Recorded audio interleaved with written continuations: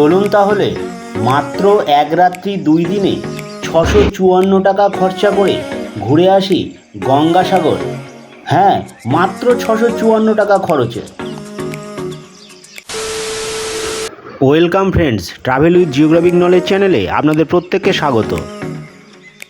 আজকের ভিডিওতে আপনাদের সাথে আলোচনা করব কি করে মাত্র এক রাত্রি 2 দিনে খুব কম খরচে আপনারা গঙ্গাসাগর ঘুরে আসবেন। গঙ্গাসাগর ঢেউ কিন্তু দারুণ, দীঘা বা পুরীর কোনো অংশে কম নয় কিন্তু এই গঙ্গাসাগর। দেখুন দুর্দান্ত ঢেউ আসছে।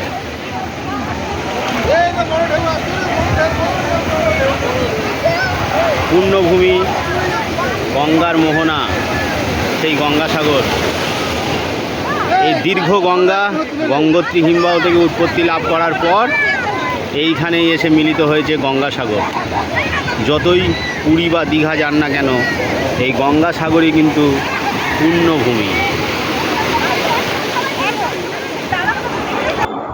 গঙ্গাসাগর আসার জন্য প্রথমেই এসে পৌঁছান শিয়ালদা স্টেশনে। আর শিয়ালদা স্টেশনের দক্ষিণ শাখা থেকে এই সময়গুলোতে নামখানা যাওয়ার জন্য ট্রেন ছাড়ে। উঠে পড়ুন নামখানা লোকালে, আর 2.5 ঘন্টা জার্নি করার পর এসে পৌঁছন কাকদ্বীপ স্টেশনে।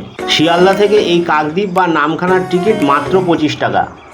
কাকদ্বীপ স্টেশনে নামার পর দেখবেন পাশেই রয়েছে টোটো স্ট্যান্ড, আর এই টোটো স্ট্যান্ড থেকে একটি টোটো নিয়ে নিন আর পার হেড 20 টাকা ভাড়া দিয়ে পৌঁছে যান লট নম্বর 8-এ। এটা লট নম্বর 8-এর জেটি ঘাট। এইখান থেকে ভেসেল ছাড়বে, টিকিট পড়লো পার হেড 9 টাকা। গঙ্গাবক্ষে এই রকম ভেসেলে করে ভেসে যেতে সত্যি সবারই ভালো লাগে। মোহনার কাছে গঙ্গার বিস্তৃতি বেশ অনেকটাই, তাই লট নম্বর 8 থেকে গঙ্গাসাগরের দিকে কচুবেড়িয়া ভেসেল ঘাটে আপনাদের এসে পৌঁছতে সময় লাগবে প্রায় 40 থেকে 45 মিনিটের মতো।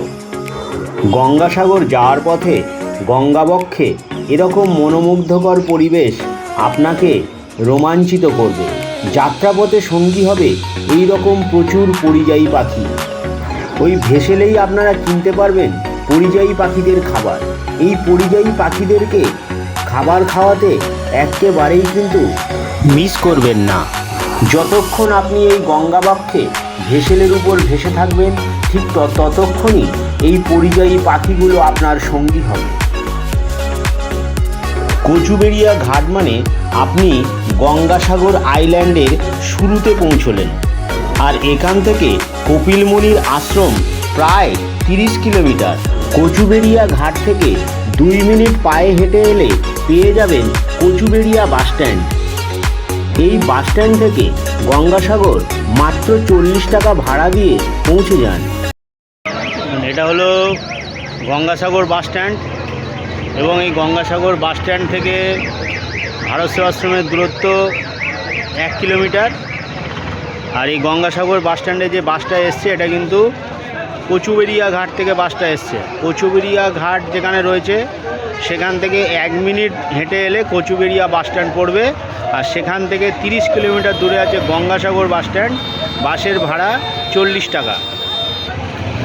এবার দেখা যাক গঙ্গাসাগর এলে আপনারা থাকবেন কোথায়। ভারত সেবাশ্রম, ওয়েস্ট বেঙ্গল গভর্নমেন্টের ইউথ হোস্টেল, এছাড়া কিছু লজ ও হোটেল এখানে আপনারা পেয়ে যাবেন। এছাড়াও যাত্রাধাম.org থেকে আপনারা গঙ্গাসাগরে রুম বুক করতে পারেন। এটি ভারত সেবাশ্রমের এন্ট্রি গেট। এইখানে দেখুন বুকিং প্রক্রিয়া শুরু হয়। এই দাদাই বুকিং প্রক্রিয়া করেন। ভারত সেবাশ্রমের এই এন্ট্রি গেটের ঠিক অপোজিটে আপনারা প্রচুর খাবার দাবারের দোকান পেয়ে যাবেন। এখানে দেখুন এইভাবে বেডশিটগুলো ধোয়া কাচার পরে ভাঁজ করা হচ্ছে, এবং এই যে শীত চলে গেল তাই কম্বলগুলো কিন্তু ধুয়ে গেছে রাখা হচ্ছে। এবং একদম মন্দিরের সামনে দেখুন খুব সুন্দর এখানকার এই যে মাঠটা রয়েছে একবারে ঘাসে পরিপূর্ণ, প্রাকৃতিক পরিবেশ এইখানে খুব সুন্দর। এবং এইখানে খুব একটা ভিড়ভাট্টা নেই, যেহেতু গঙ্গাসাগর এখন প্রচুর পর্যটকের কাছে অজানা জায়গা বলতে পারেন। এবং গঙ্গাসাগরে এই যে ভারত সেবাশ্রম, এইখানে আপনারা অ্যাটাচ বাথরুম দেওয়া 2 থেকে 3 জনের থাকার জন্য রুম পেয়ে যাবেন। 600 টাকাতে। তবে এই ভারত সেবাশ্রমে কিন্তু কোনো রকম এসি রুম আপনারা পাবেন না। থাকার জন্য প্রচুর রুম এখানে আপনারা পেয়ে যাবেন প্রায় সারা বছরই। মেলার সময় যেহেতু প্রচণ্ড ভিড় হয়, তাই ওই সময় রুম প্রায় পাওয়াই যায় না। কপিল মুনির আশ্রম যত সকাল সকাল আসবেন ততই ভালো। পুজো দিয়ে দিলেন, খুব সুন্দর এখানকার পরিবেশ। এবং এই আশ্রমের ঠিক পাশেই দেখুন রয়েছে কপিল মুনি সরোবর। সরোবরটা একটু আপনাদেরকে দেখাই।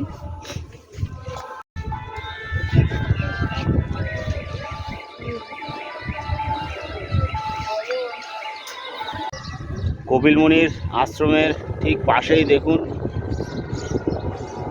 এইভাবে মহাকালের মূর্তি রয়েছে এবং তার পিছনে রয়েছে দেখুন গেট নম্বর 4।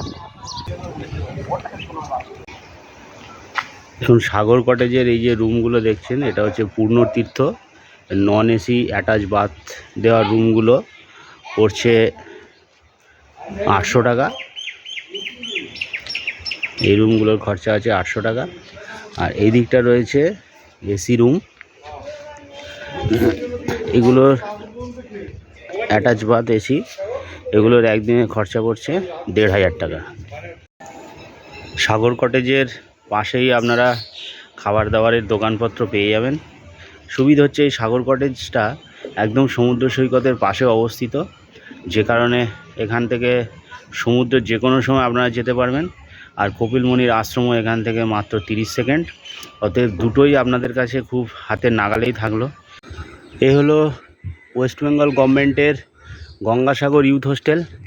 ইউথ হোস্টেলে বুকিং সিস্টেম আপনারা জানেন। WB ইউথ হোস্টেল দিয়ে সার্চ করলে যে অ্যাড্রেসগুলো আসবে তার মধ্যে দিয়েই এই ইউথ হোস্টেল বুক করতে হবে। এই যে গঙ্গাসাগর ইউথ হোস্টেল, একবারে কপিল মুনির আশ্রম থেকে এই ইউথ হোস্টেলের দূরত্ব পায়ে হেঁটে হলে মাত্র 5 মিনিট। আর এখান থেকে 5 থেকে 7 মিনিট হেঁটে গেলে আপনারা পেয়ে যাবেন গঙ্গাসাগর সি বিচ। এখানকার প্রাকৃতিক পরিবেশটাও বেশ সুন্দর। দেখুন এখান থেকে মাত্র পায়ে হাঁটা 2-3 মিনিট দূরত্বে কপিল মুনির আশ্রম। দেখুন আশ্রমের চূড়াটা এখান থেকে দেখা যাচ্ছে। বাসস্ট্যান্ড থেকে আপনারা একটা যদি টোটো ধরেন, সেক্ষেত্রে ফ্যামিলি থাকলে 100 টাকা রিজার্ভ করলে টোটোতে আপনারা এখানে এসে পৌঁছে যাবেন। আর যদি পায়ে হেঁটে আসবো মনে করেন, আসতে পারেন। আপনাদের হাতে 10 মিনিট সময় রাখবেন, 10 মিনিট হেঁটে আসলেই যথেষ্ট। এইগুলো কিন্তু কটেজ রয়েছে, মোট কটেজ রয়েছে 3খানা। আর এইটা হলো এন্ট্রি পোর্শন ইউথ হোস্টেলের।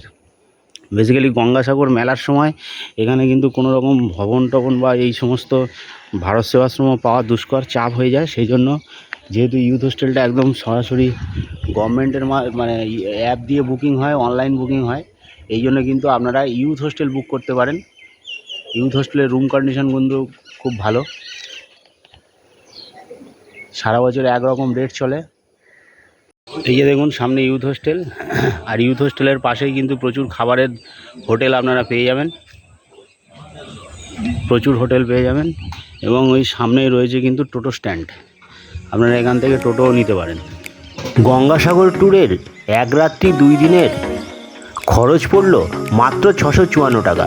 প্রয়োজনে আপনারা পেজটির স্ক্রিনশট রাখতে পারেন। আশা করি গঙ্গাসাগর ট্যুরের অনেকটাই ইনফরমেশান আপনাদের সাথে শেয়ার করতে পেরেছি।